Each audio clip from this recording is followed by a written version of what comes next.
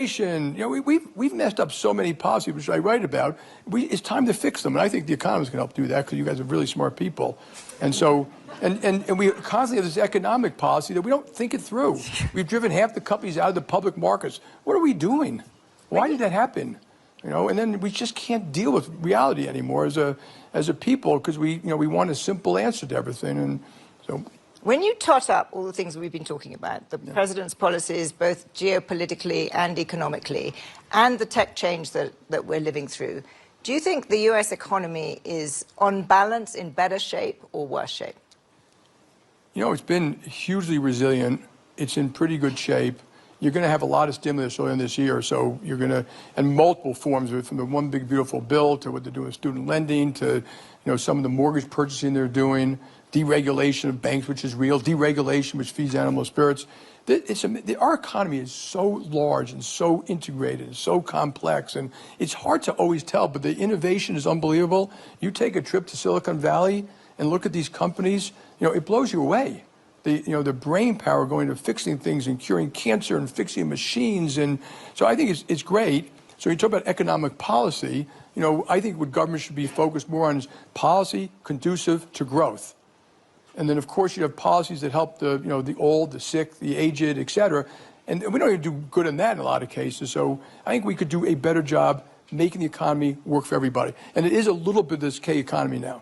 We do see that where, the upper income are doing far better. They got houses and stocks, and the lower side, they're back to normal, which is they don't have enough of a rainy day fund.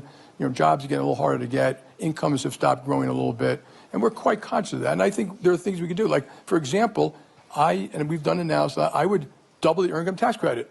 I would give people working more money as a negative tax. So you're making $14,000, you get a check from the government at $12,000. I get rid of the child requirement. Then you're giving it to the people who actually use it to further their lives, spend in their communities, take care of their kids, as opposed to government dictating, how you spend money on every little thing you do. And so I think there are real fixes that make society work better for everybody. And would you raise taxes to pay for that? I don't think you have to. I think it would drive a lot of growth. I think I did the numbers at one point, it'd be $60 billion of spending. I think it would probably create more than that of growth and taxes. And if you have to raise taxes a little bit, that's fine. But again, I don't want to have the binary argument. I don't know anyone, okay, and you guys in the room, might be Democrats, Republicans, who thinks the spending that sending another $1 trillion to Washington, D.C. will actually improve anything. So when you say raise taxes, if you said raise taxes and directly give it to the people who need it, I'd do it. So but that's not what happens. We are running out of time. It goes to all these interest groups, and they give it to their friends and all that, and which is why the people are considered a swamp. It's kind of a swamp. There's 17,000 lobbying groups, but bank companies are guilty too. They're just fighting for their one self-interest as opposed to what's good for my country. But that's what happens in Congress. And you see how these bills get spent. Like the CHIPS Act was a good idea until. It had to be unions, place-based, child care, diapers. What the hell are we doing? And we do it over and over, and then it fails, and then we spend more money because the problem is we didn't spend enough money. So you're a man with many strong opinions. We've heard that in the last few minutes. Man, not afraid to tell us about those opinions. But I was struck when we were talking about President Trump. You were very, very careful.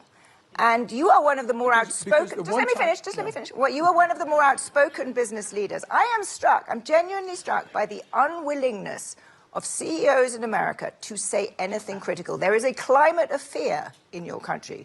Would you agree with that? And what should be done about it? This is the Davos intellectual elite.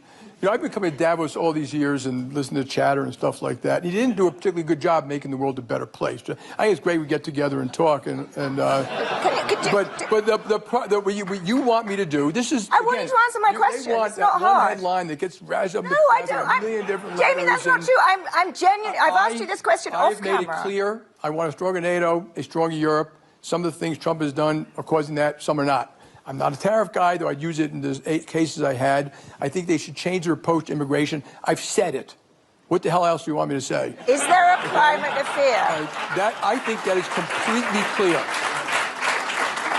Hey, ready?